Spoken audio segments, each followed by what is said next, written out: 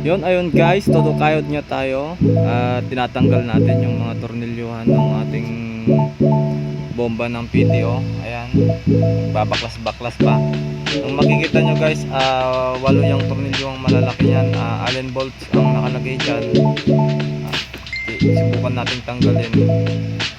Babaklasin muna natin bago natin babaklasin natin yung pinaka center bolt niya para mahugot natin yung mas mismong kabitan ng propeller na yan, yung iikot ko na yan. Tatanggalin natin yan mga idol dahil hindi natin matatanggal yung dalawang allen bolt dyan sa gitna kung hindi natin matatanggal yung kabitan ng propeller nung bomba mga idol. Ayan, tanggal na at tumulo yung langis. Hindi ko alam kung anong gagawin ko dyan, yung sasaksak ko ba o hayaan na lang na tutuloy yung langis. Pero konti lang naman yan, mga sobra lang nung langis nung transmission ang tumatagas dyan mga idol. Dahil natatakot na ako baka matapon lahat.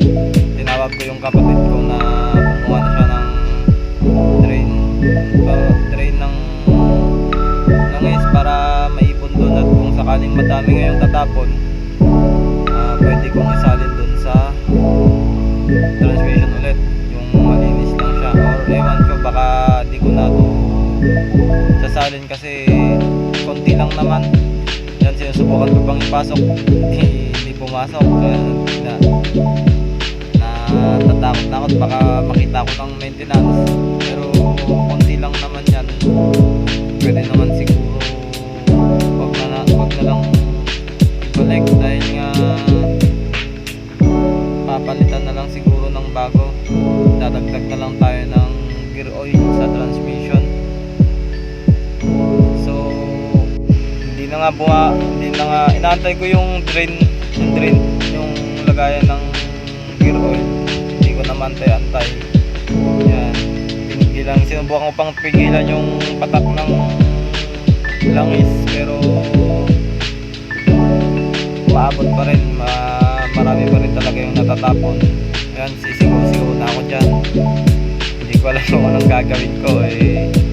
Sinutusan ko yung kapatid ko na kunin, pero matagal bago pumunta. Hindi ko na nga alam yung gagawin ko. So panoorin nyo muna guys ang sa dulo kung paano natin kakalasin yan at paano natin ibabalik. May video pa ako nyan ng part 3 kung paano natin babaklasin yung mismong pump na yan at lilinisin natin kasi nga sobrang dumi. Yung mga alikabok kumakapit dyan kasi may tagas nga yung pagitan. Susubukan din natin palitan yung oil seal nyan mga idol para wala nang sure ball, walang magiging tagas. So abang-abang na lang guys sa susunod na part, sa susunod na episode ng paglilinis nito at pagbabaklas natin, paano ikabit, tsaka yung outcome nya kung paano gagana. So ayun guys, ingat sa biyahe for the views. Yun, shoutout tayo mga idol. Shoutout nga pala sa Truck Driver Philippines, sa TDSP, sa mga team biyaheros, yung mga supporters ko, sa biyaherong tiktokers, tapos sa mga supporters ko sa Facebook. Shoutout sa inyo lahat mga idol. Di ko kayo maisa-isa pero apaka-solid nyo mga idol. Sa mga kapwa kong driver dyan mga idol sa daan, ingat lagi sa biyahe, tsaka wag masyadong mainit yung ulo. Laging mapagbigay sa daan, huwag natin pairalin yung pagka mainit ng ulo dahil yan ang pinagmumulan ng hindi pagkakaintindihan sa daan at uuwi sa masamang pangyayari mga idol. Iwas tayo sa mga mainitin ng ulo dyan mga idol. Ingat lagi for the views.